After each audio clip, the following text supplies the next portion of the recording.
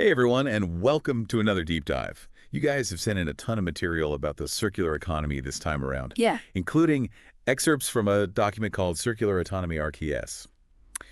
And it sounds kind of dry at first, I'll admit. Mm.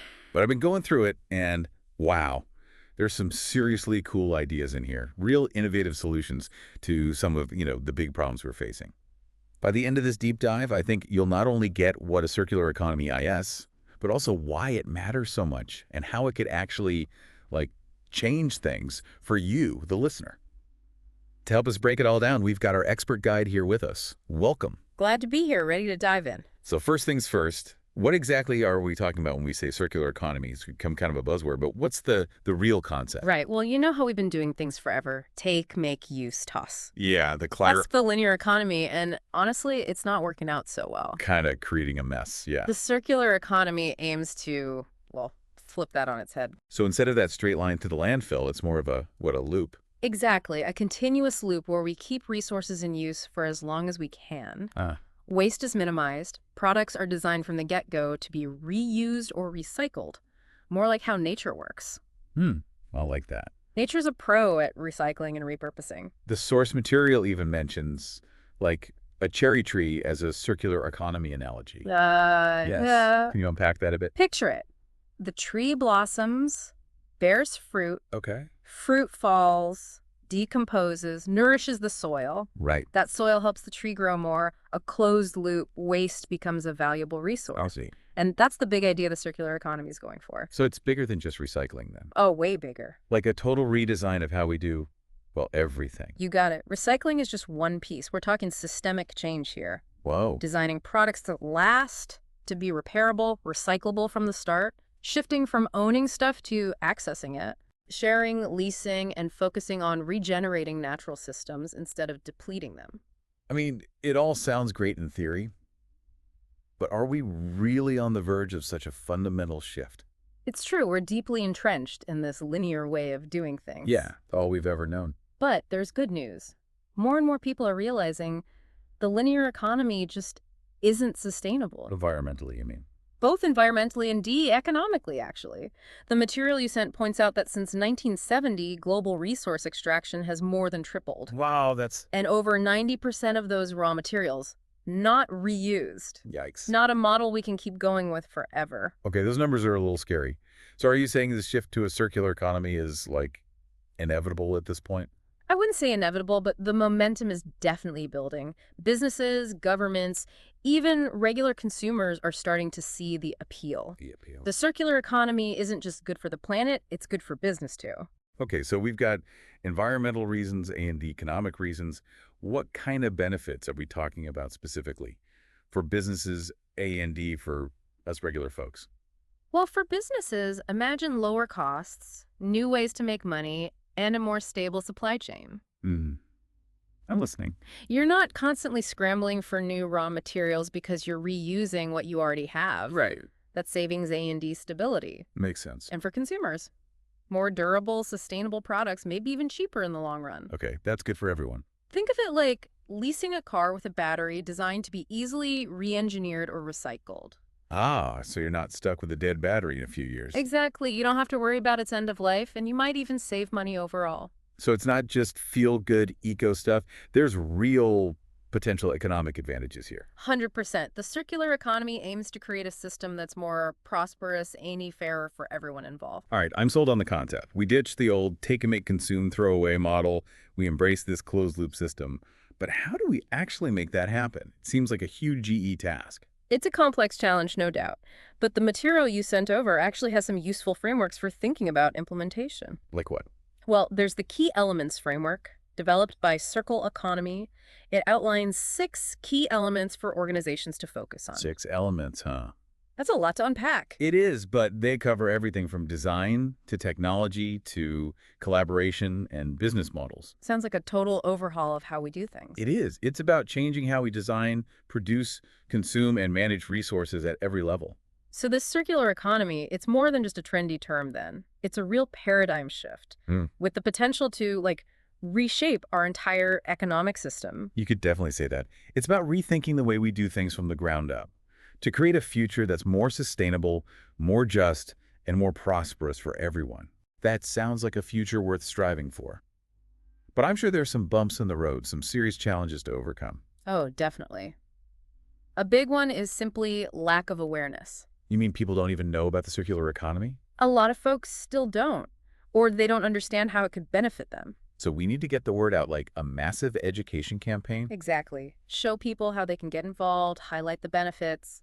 We're also lacking infrastructure for things like recycling and remanufacturing. Right, our whole system is built around disposability. Retooling for a circular economy will take work, For sure. and then there's the cost factor. Yeah.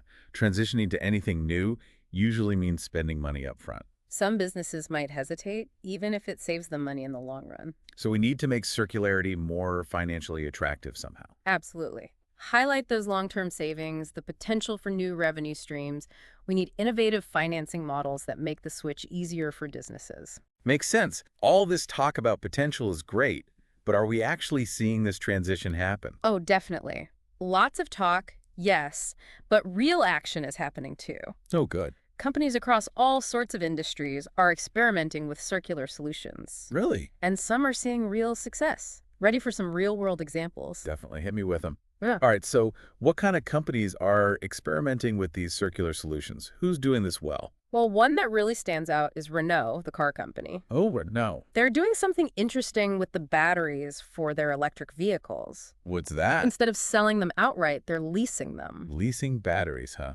What's the thinking behind that? It means Renault stays responsible for the battery's entire life cycle. I see. Once the battery is no longer efficiently powering the car, they take it back, either re-engineer it, maybe for home energy storage, or recycle it properly. Smart. So they're solving the disposal problem and keeping those valuable materials in play. Exactly. It's a win-win. Makes you wonder why more companies aren't doing this. What other industries are getting on board with circularity? Another one that caught my eye in the material you sent is Michelin, the tire company. Michelin. Okay. They've got a huge tire retreading program. Oh, yeah. Tire retreading. Isn't that an old idea? It's been around for a while, but they've really taken it to the next level. How so? They're collecting used tires, retreading them, and selling them at a lower price. So less waste and cheaper tires. It uses way less raw material than making new tires. And the performance is almost as good. That's pretty cool. I bet that appeals to a lot of companies that rely on tires, trucking companies, delivery services. For sure. But it's not just the big industrial stuff. Oh, Even everyday products are getting the circular treatment. like what? There's this company called Albatross Designs. They make stainless steel razors that are like meant to last forever. Okay, stainless steel razors. And get this, they have a blade take-back program. A what? You send your used razor blades back to them? Yep, they upcycle them into new products. Seriously, what do they turn razor blades into? All sorts of things. Imagine your old razor blade could become part of a new set of silverware. That's awesome. Talk about turning trash into treasure. It's really closing the loop in a tangible way. What about something like, cleaning products? Are there any circular solutions happening there? Definitely. Velis, another company, they're making all-purpose cleaners from food waste. Wait, what? From food waste? It's amazing what we can do when we start seeing waste as a potential resource. Oh, yeah, it's all about perspective. And even the fashion industry, which is notorious for its environmental impact. Oh, yeah, fast fashion, all that. They're starting to embrace circularity, too. Really? I'm surprised fashion is all about new trends, new clothes constantly. True, but there are some innovative brands leading the way. Like who? There's, for days, they have a clothing line that's 100% recyclable. Wow, 100%. And they have a swap program. Customers trade in their old clothes for credit towards new ones. So clothes are actually being recycled and staying in circulation. That's the goal. It extends the life cycle of the clothes and reduces the need for all new production. Makes sense, and it probably creates loyal customers who keep coming back. It's a smart business model, for sure, but it's not just smaller companies. Even the big names are getting on board. Okay, who else? Eileen Fisher, the clothing brand, they have a take-back program. Interesting. They collect old garments, remanufacture them, and resell them at a lower price. Giving those clothes a second life and appealing to a different customer base. Pretty clever. It seems like every industry is finding ways to get in on this circular action. What about food waste? That's a massive problem globally. Are there any circular solutions for that? Oh, absolutely. Have you heard of Olio? It's an app. I don't think so. It connects neighbors and businesses to share surplus food. Like leftovers and stuff. Basically, it's a Yeah. way to prevent perfectly good food from going to waste. I love that. Sometimes life gets busy and things go bad in my fridge before I can eat them. That's where Oleo comes in, reducing waste and building community connections. Two birds with one stone. And it's not just smaller companies like that. The source material even mentioned IKEA. Ah, yes. They're working towards producing 100% circular products. Their commitment is impressive. Durable furniture, repairable, recyclable, using more sustainable materials. That's a huge undertaking for a company that size. It is, but they're making progress. We're Huh. seeing a real shift in thinking across the board, even in the finance world. Oh, interesting. What are finance folks doing in the circular space? They're a key part of making it all happen. Organizations like the World Bank, the Green Finance Institute, they're investing heavily in circular initiatives. So they see it as a good investment opportunity. Absolutely. Impact investing is on the rise, where investors choose projects that benefit both the environment and the bottom line. So it's not just about philanthropy. It's about smart, profitable investment. Exactly. Sustainability and profitability can go hand in hand. This is amazing. It's like the circular economy is revolutionizing not just how we produce and consume, but also how we invest and do business. It's a true systemic shift. It touches every aspect of the economy. It's challenging, but also really exciting to be a part of. Before we get too far ahead of ourselves, I'm curious about something. The source material mentioned that the idea of a circular economy isn't new. Right. Where did this concept come from? It's been brewing for a while. The seeds were planted decades ago. By who? Give us a little history lesson. Well, there's Walter Stahel. He co-wrote a book with Genevieve Rede called The Potential for Substituting Manpower for Energy. Manpower for energy. They were early advocates for extending product life cycles, creating those closed-loop systems. So they were already thinking about circularity back then. Way ahead of their time. And then there's Janine Benyus. She wrote Biomimicry, Innovation Inspired by Nature. Oh, I've heard of biomimicry. Her work is all about emulating nature's designs and processes for more sustainable solutions. Makes sense. Nature has been doing circularity for millions of years. Anyone else? We can't forget Paul Hawken, Amory Lovins, and L. Hunter Levins. They co-wrote Natural Capitalism, Creating the Next Industrial Revolution. Natural capitalism. That sounds interesting. They argued for an economy that truly values natural capital, recognizing the economic benefits of taking care of the environment. So it's not just about saving the planet. It's about smart economics, too. Exactly. And it seems like all these folks were laying the groundwork for the circular economy long before it became a buzzword. A lot of brilliant minds paving the way. It's been a gradual evolution of ideas with contributions from so many different fields. Like what? Industrial ecology, systems thinking, biomimicry, the list goes on. It's a truly multidisciplinary movement then. Which makes sense because the problems we're facing are complex and interconnected. Right. We need all hands on deck, so to speak. And that's why we need to draw on insights from so many different areas to find solutions that really work. Speaking of solutions, the source material specifically highlighted Michael Braungart and William McDonough. Ah, yes, the cradle-to-cradle guys. Are they the ones who coined the term circular economy? Not exactly, but they're definitely considered the fathers of the modern movement. Okay, what do they do? They wrote Cradle to Cradle, which basically challenged the whole cradle-to-grave model of product design. Cradle to grave, meaning? Products are designed to be used and then disposed of. Oh, okay. They said, why not design things for continuous cycles of use and reuse, just like nature does? It's that cherry tree analogy again. They were big proponents of that. It's a powerful image that gets the point across. But even with all these brilliant minds and inspiring examples, I'm sure there are still some skeptics out there. What are some of the arguments against the circular economy? You're right. There are definitely some valid concerns that need to be addressed. Like what? Well, a common one is the cost factor. People say it's just too expensive. Yeah, I can see that. Overhauling our whole system would require some serious upfront investment. It would, but the key is to look at the long-term picture. Studies have actually shown that the circular economy can save businesses money over time. Oh, really? Less waste, better resource efficiency, new revenue streams, it all adds up. So it's about shifting our thinking from short-term cost cutting to long-term value creation. Exactly. Another argument is that it's just not practical on a large scale. You mean it might work for small niche businesses, but not for the global economy? That's the idea. Yeah. But we're already seeing large companies like IKEA and Michelin implementing circular solutions successfully. Right. So it's possible. And as demand for circular products and services grows, it'll become more feasible and affordable for everyone. It's kind of a chicken and egg situation. Yeah. We need to create the demand to make the solutions more viable. Exactly. Well, What else? Oh, some people say it's just greenwashing. yeah, greenwashing. Companies trying to look eco-friendly without making real changes. Right, so transparency and accountability are crucial. How do we ensure companies are actually walking the talk? Consumers are getting smarter. They're demanding proof. And independent certifications and standards can help verify claims. So we need to hold companies accountable and make sure their actions match their words. For sure.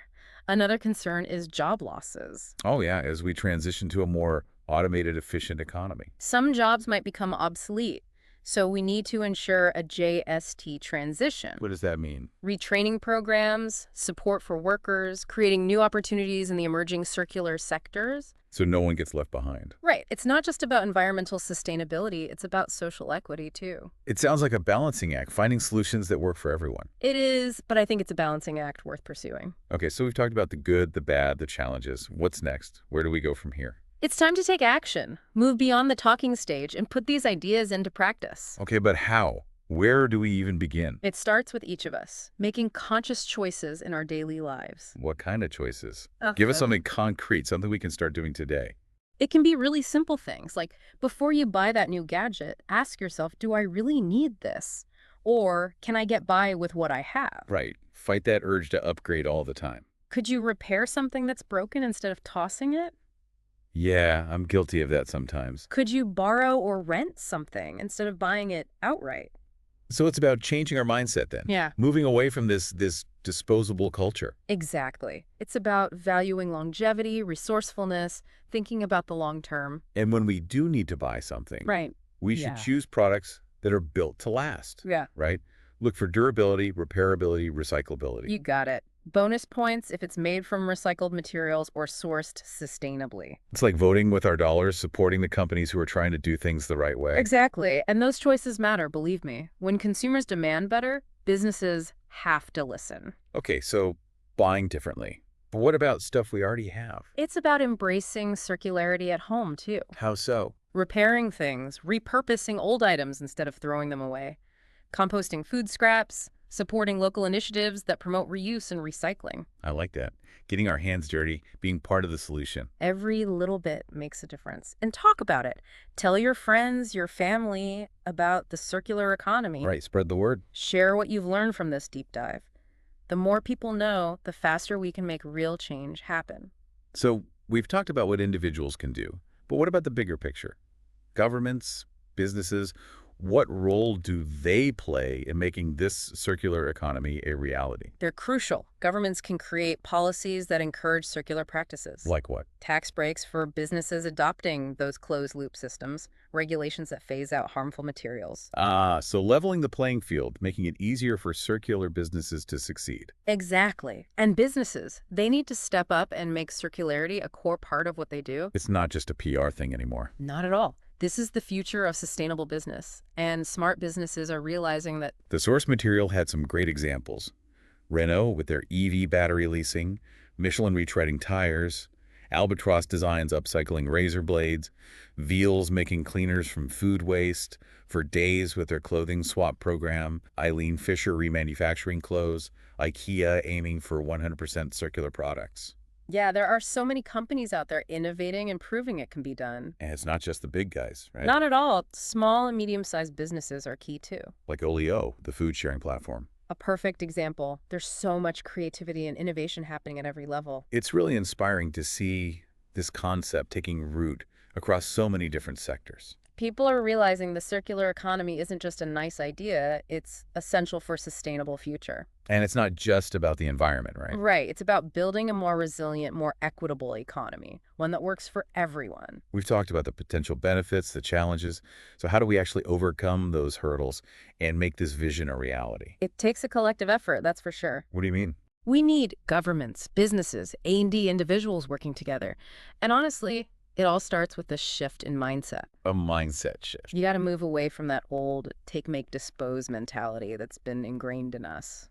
It's hard to break old habits. It is, but we have to start seeing waste as a resource, prioritize longevity over disposability, and understand that we're all connected to each other and to the natural world. It's like we're not just consumers, we're citizens of this planet with a responsibility to take care of it. Exactly. It's about taking ownership of our choices and realizing we do have the power to make a difference. So where do we start? What's step one in making that mindset shift? Ask questions. Question your assumptions, your habits, the systems we take for granted. Be curious, be critical, be open to new ways of doing things. That's it. Challenge the status quo and embrace the possibility of something better. It's about actively shaping the future we want, not just passively accepting the present. That's a great way to put it. We can all be part of creating a more circular, more sustainable world. Well, I think that's a fantastic note to end on, a call to action for all of us to embrace the circular economy, not just as an idea, but as a way of life.